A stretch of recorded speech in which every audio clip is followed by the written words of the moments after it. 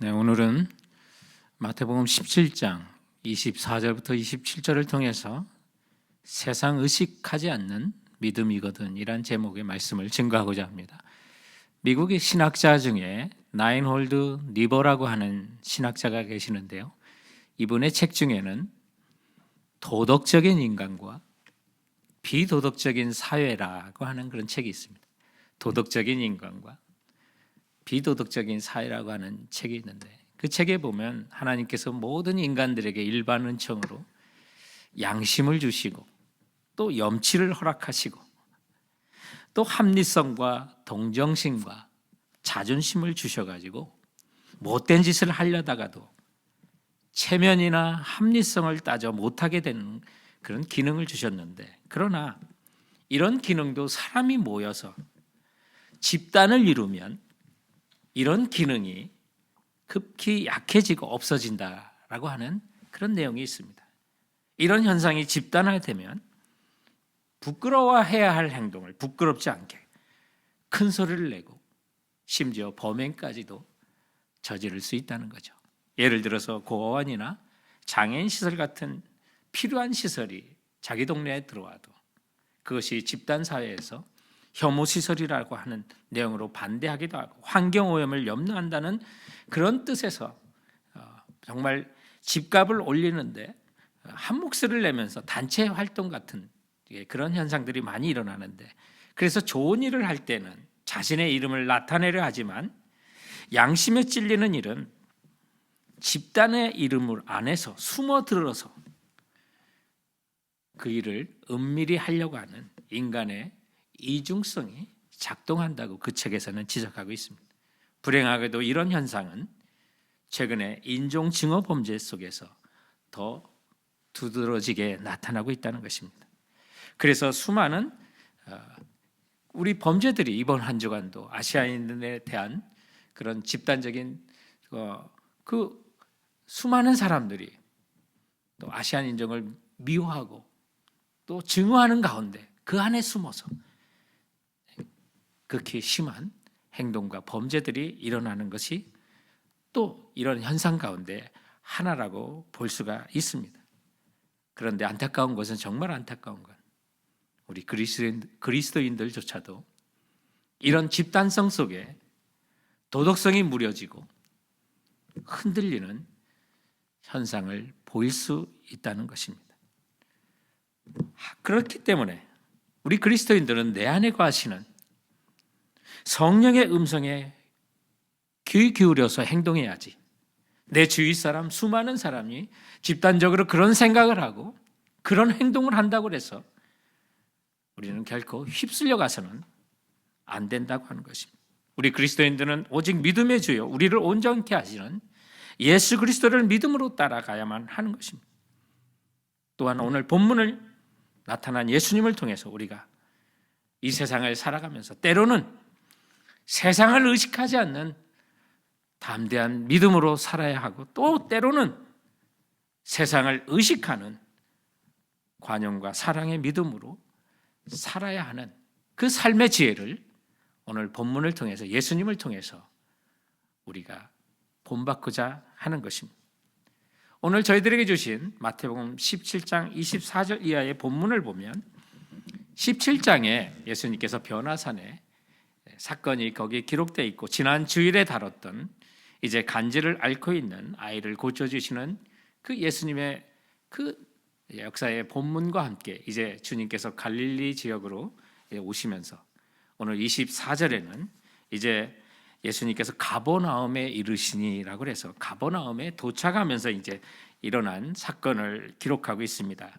여러분, 가버나움이라고 하는 것은 그것은 갈릴리 호수의 제일 북쪽에 해당하는 지역의 한 마을인데요, 이것이 예수님과 제자들이 사는 홈타운입니다.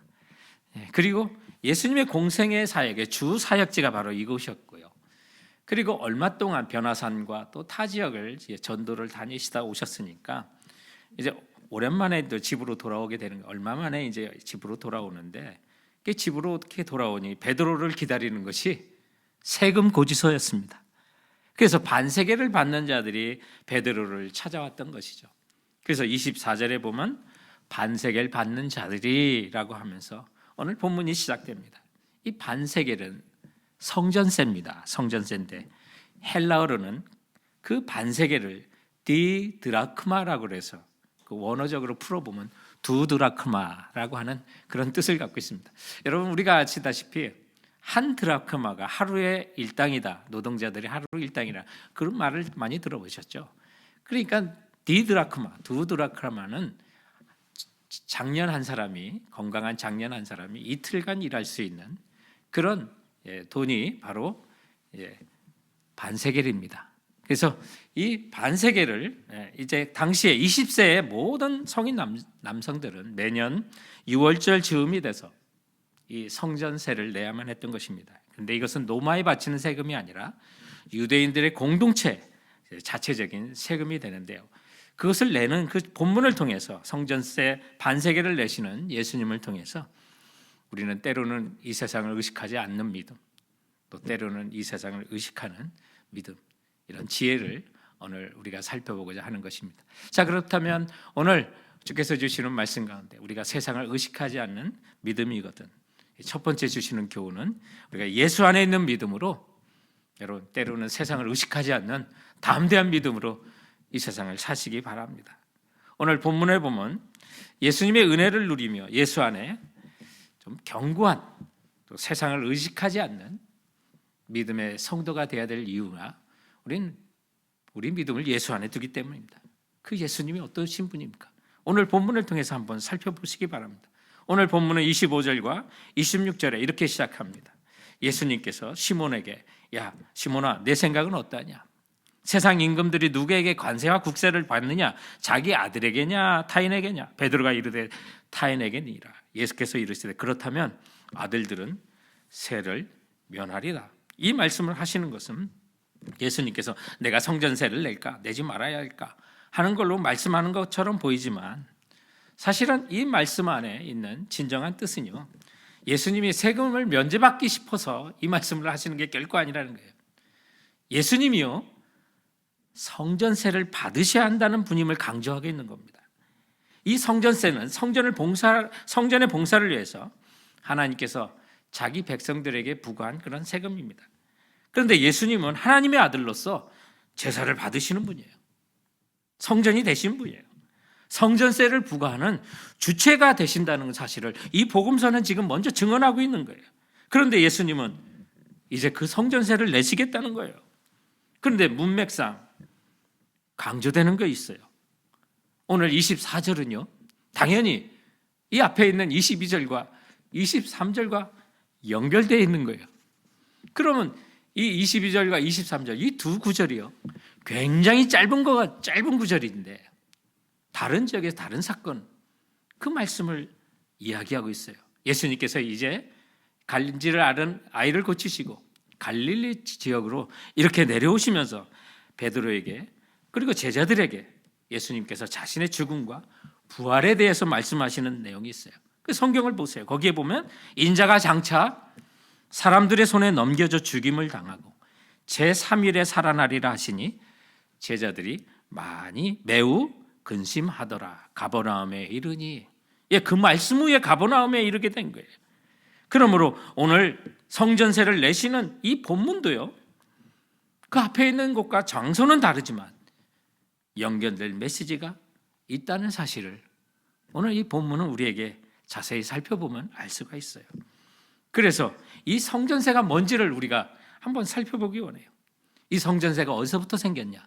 출애굽기 30장 12절 이하에 보면 이런 말씀이 있어요. 하나님께서 그 백성들에게 자기 생명의 속전을 여호와께 드릴지니라고 하시는 말씀이 있어요. 그리고 16절에 가보면 그 말씀이 속전을 취하여 여호와 앞에서 회막 봉사를 위해서 쓰고 여호와 앞에서 이스라엘 자손의 기념이 되어 너희 생명을 대속하리라. 생명값으로 주는 거예요. 성전세가요 우리 목숨값으로 주는 거예요. 그래서 이스라엘 자손들의 인구를 조사를 하며 출애굽 당시에 숫자에 포함된 모든 사람은 누구나 생명의 속전으로 반세겔을 내게 하셨는데요, 그 돈으로 자기 목숨값으로 드림으로써 하나님으로부터 생명을 보장받는다는 뜻으로 그 성전세를 내도록 한 거예요. 그래서 이것은요, 부자라고 해서 더 내야 되는 것도 아니고 가난하다고 해서 안 내도 되는 게 아니에요. 모두가 똑같이, 모든 목숨이 주님 앞에는 똑같은 목숨으로 같이 그렇게 내고, 그런데 이게 생명의 속전으로 돈을 받아 회막을 봉사를 위해서 썼는데, 이 나중에 성전이 세워졌잖아요. 성전이 세워지니까 이제 성전을 유지를 위한 용도로 그 세금이 사용되다 보니까 그 세금이 성전세가 된 거예요. 여러분, 그런데 그 금액이 너무 작아요. 우리가 구원받은 속전으로 대속하는 것으로서 반세겔만 낸다? 이거 너무 작은 금액인데? 그렇게 싼가? 여러분, 이런 생각이 좀 들만한 거예요. 그런데 이것은 속전의 돈으로는 우리 구원을 얻기 위한 실제적인 액수가 아니라는 거예요.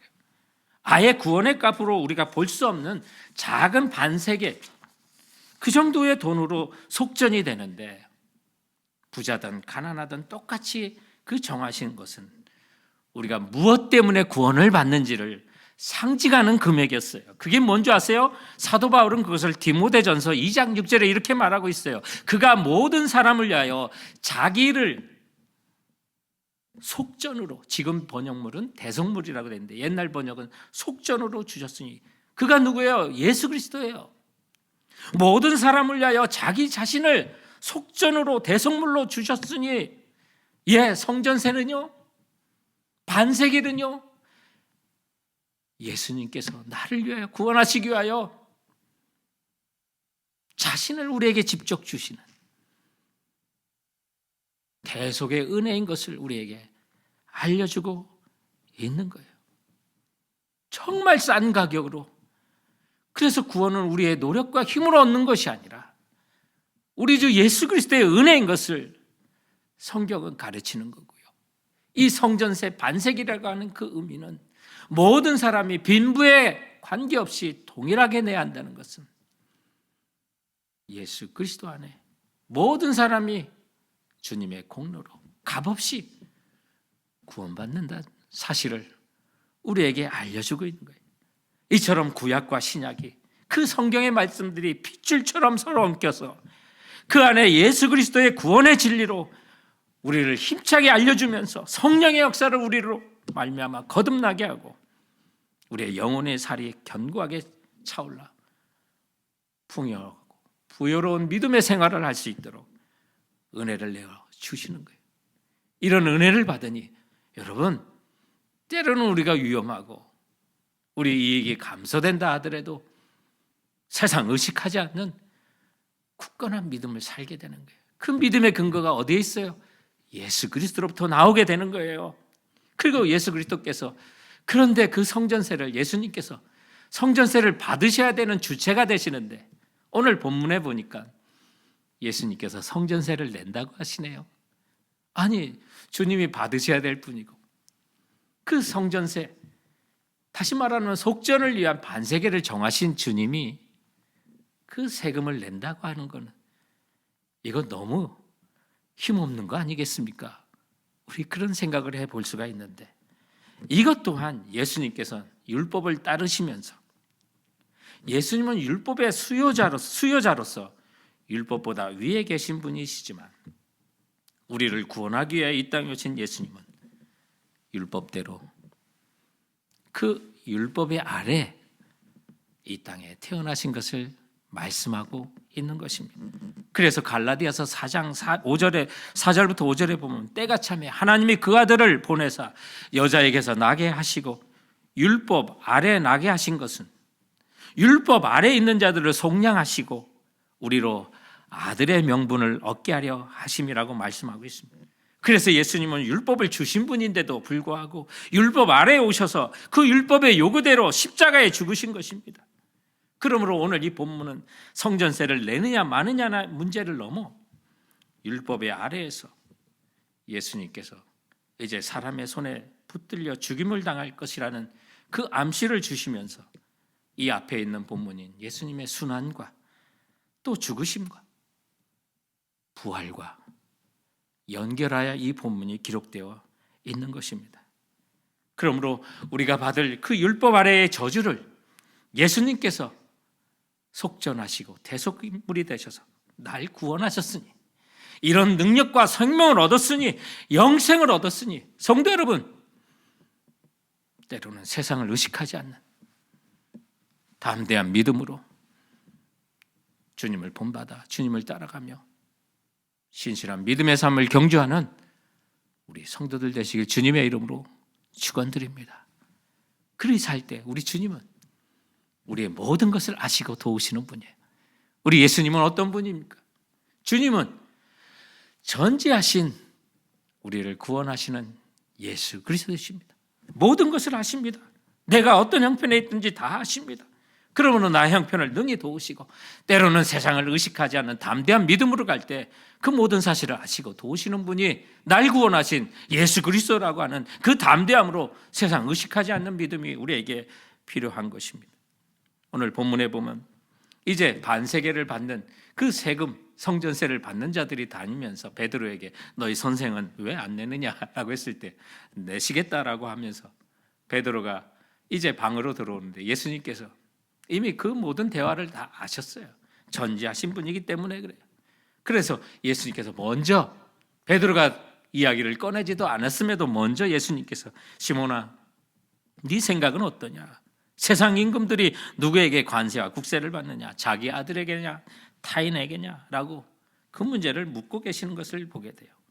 그리고 27절에도 보면 성전세를 내도록 하기 위해서 베드로에게 낚시에 첫 번째 잡히는 물고기 입에 입을 벌려 한 세겔을 가져 그것을 내라고 하시는 주님, 모든 것을 아시고 베드로와 함께 그 문제를 풀어가시는 우리 주님을 보시면, 여러분, 우리가 정말 세상을 의식하지 않고 하나님 말씀대로 담대하게 살아도요, 흔들리지 않고 정말 가능한 것은요, 우리의 모든 것을 아시는 주님이 나와 함께 하세요. 눈물과 한숨, 내가 그런 것을 짓고 있을 때 주님, 나의 모든 형편을 아시는 그 주님, 전지하신 주님, 그리고 나의 고통과 어려움을 외면하지 않으시고 미리 먼저 우리에게 다가오시는 그 주님, 오늘 본문을 통해서 우리가 알 수 있는 거 아니겠습니까? 그러므로 성도 여러분, 우리가 힘들고 어려도요, 세상 의식하지 않는 굳건한 믿음으로 살아가시는 우리 성도들 되시길 주님의 이름으로 축원드립니다. 또한 오늘 본문 말씀을 통해서 우리가 세상을 의식하는 믿음이라 하더라도 두 번째로 주시는 말씀은요, 스스로 종이 되는 자유자가 될 필요가 있다는 것입니다. 이때는요, 우리가 세상을 의식하는 믿음을 또한 보여야 합니다. 그래서 예수님이 우리의 기준이 되는 거예요. 어떤 때는 세상을 의식하지 않는 담대한 믿음이 돼야 되고, 또 어떤 때는 스스로 내가 종이 되어 자유자가 되어 세상을 의식하는 그런 믿음을 가질 필요가 있는데, 그것은 복음 전파의 진보를 위하여, 하나님의 이름의 영광을 위하여는 때로는 우리가 스스로 종이 되어 세상을 의식해야 될 필요가 있다는 사실을 우리 주님을 통해서 알게 됩니다. 오늘 본문에 보면 베드로에게 예수님께서 이제 그 성전세를 내도록 하는 그런 장면들이 있는데요. 그래서 27절에 예수님께서 그 성전세를, 주님은 하나님이시고 아들이시는데도 성전세를 받아야 되는 분임에도 불구하고 성전세를 내시겠다고 하는데, 그 이유가 오늘 27절에 보면 뭐라고 합니까?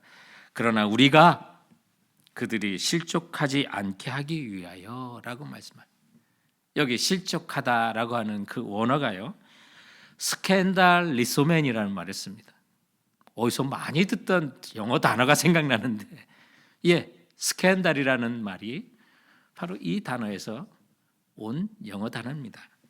그러므로 여러분, 우리가 예수 믿는 자유자가 됐지만 때로는 스캔들이 일어날 수 있고, 내가 정의만 외치고 주의 진리만을 외치다 보면 정말 복음 증거에 도움이 안 될 때가 있어요.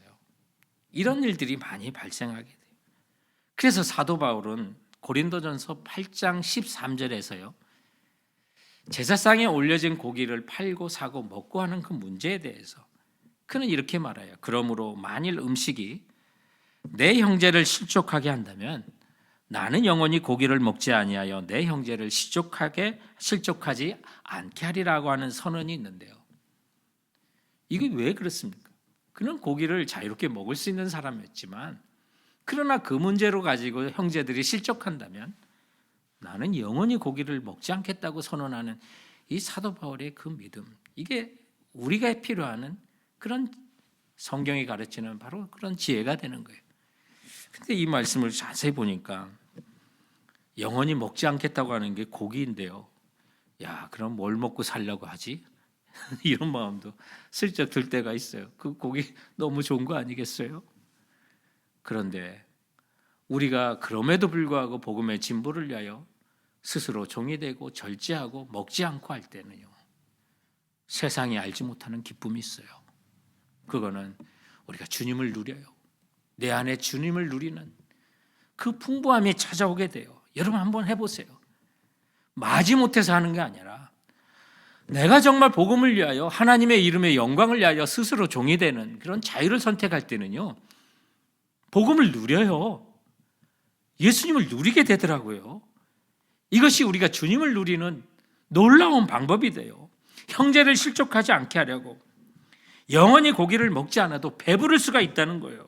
우리 주 예수 그리스도 안에 자유함 속에 스스로 종이 되면요, 우리가 예수님을 알고 예수님을 누리게 돼요. 그건 결코요 져주는 게 아니에요. 맞춰주는 거 아닙니다. 누리게 되더라고요. 그렇게 섬기게 돼요. 물론 그렇게 스스로 종이 되는 데는 손해를 볼 수도 있어요. 고통을 당할 수가 있어요. 그런데 해보세요. 내가 경제적인 손해가 있을 수 있어도요, 스스로 종이 되고 주님의 이름을 위하여, 복음의 증거를 위하여, 하나님의 영광을 위하여 스스로 종이 되면요, 그 주님의 고난에 동참하는 기쁨이 오더라고요. 그리고 수고의 땀과 고통의 땀을 닦고 있는 나에게 다가와 위로하시는 그 성령님의 은혜가 반드시 있다는 사실이에요. 그러면 여러분 해보세요. 언제 세상을 의식하며 살아요?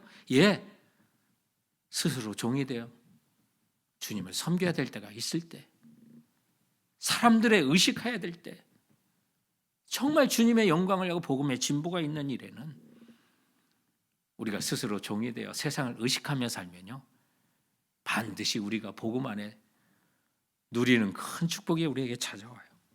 이 세상을 보면요, 우리의 수많은 일들을 보면 선과 악을 나눌 수 없는 일이 참 많아요. 그런데 이런 선과 악을 나눌 수 없는 일에는 여러분, 복음을 위한 자유를 사용하시고 그 자유 안에는 스스로 종이 되는 자유도 사용해 보세요. 우리가 하는 많은 행동들이 선과 악으로 나눌 수 없는 것들이 많아요. 악한 행동이나 죄된 행동이 아님에도 불구하고 우리가 하지 말아야 할 것의 기준이 되는 것은요, 복음 전파의 장애가 되느냐, 하나님의 영광을 가리는 일이냐, 이거 기준이에요. 그래서 복음 증거에 방해가 되고 하나님의 영광을 가리는 일이 있다면 여러분 스스로 종이 돼서 하지 마세요. 이것이 주님이 우리에게 가르치는 거예요. 주님은 성전세를 내지 않아도 되지만 그들이 실족할까 봐, 또 주님이 하시는 모든 일이 스캔들이 될까 봐 주님은 스스로 그것을 세금을 내시겠다고 하는 거예요. 그러므로 우리 그리스도인들은 어디 가서 물건을 살 때, 정찰제가 아닐 때 물건값을 흥정할 수 있을 때라도 지나치게 깎아서도 안 돼요. 예수 믿는 사람이 정말 구두쇠라고 하는 그런 소리가 나서는 안 되는 거예요. 이 모든 것들이 선과 악을 나눌 수 없는 일에 우리가 스스로 종이 되어 이 세상을 의식하고 사람을 의식하고 믿음을 갖고 살아야 될 그 기준이 되는 거고, 그런 삶의 현장에 우리는 때로는 예수님처럼 저들이 실족할까, 우리는 세상을 의식하겠습니다, 사람을 의식하고 섬기겠습니다라고 하는 복음을 누리는 그런 자유자가 되어야만 하는 것입니다. 그럼에도 불구하고, 그럼에도 우리는 손해가 없는 것은 오늘 본문의 마지막에 보면 사랑하는 성도 여러분, 우리 그리스도인들에게는, 예수 믿는 주님의 자녀들에게는 필요한 것을 얻게 하시는 예수님이 계시기 때문인 것입니다. 오늘 본문에 보면 아주 흥미로운 부분이 있어요. 예수님께서 베드로에게 성전세를 내게 하시는데 그 방법이 27절에 보니까 내가 바다에 가서 낚시를 던져 먼저 오르는 고기를 가져 입을 열면 돈 한 세겔을 얻을 것이니 가져다가 나와 너를 위하여 주라 하시니 라고 말씀하고 있어요. 예수님께서 성전세를 내게 하는데 베드로에게 가서 너 며칠 열심히 일해서 마련하라고 할 수도 있었을 거예요.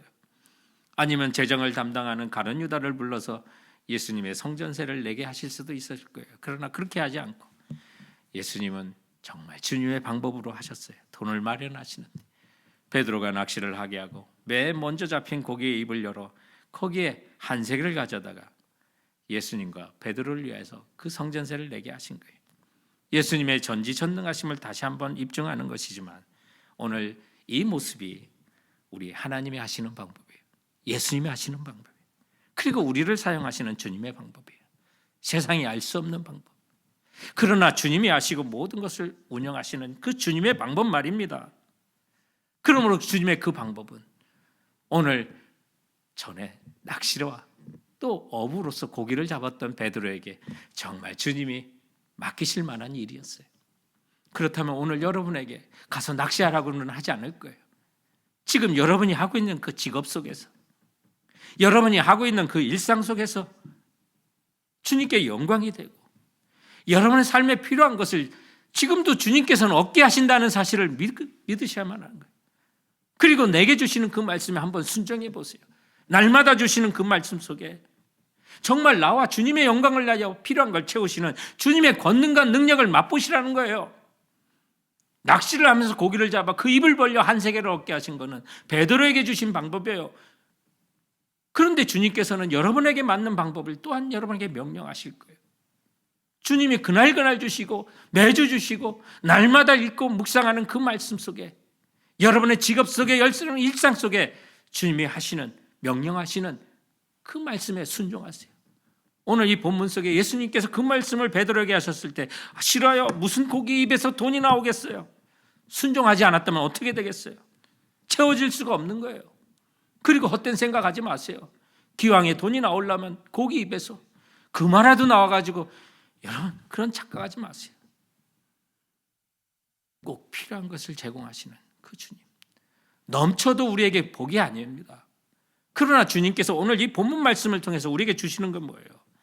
우리에게 필요한 거 예수님께서는 정해놓으시고 꼭 필요한 만큼 잡게 하신 것처럼 날마다의 삶 속에 여러분들이 필요한 거 반드시 있어야 될 거 주님께서 주님과 여러분을 위하여 얻게 하실 거라는 그 확신을 갖기 바라요. 그러므로 때로는 우리가 세상을 의식하면서 스스로 종이 되어 저들 밑에 때로는 비굴할 수도 있을 거예요. 그러나 복음을 누리고 주님과 함께 고난에 동참하면서 그렇게 살아도 손해보지 않는 것은 나에게 필요한 거 알아서 잡게 하시고 얻게 하실 우리 주 예수 그리스도가 계시기 때문에 여러분 담대하게 때로는 세상을 의식하지 않고 때로는 세상을 의식하며 믿음의 경주를 해도 주님이 모든 것을 아시고 우리에게 필요한 것을 채워주시는 주님이시라는 사실을 기억하십시오.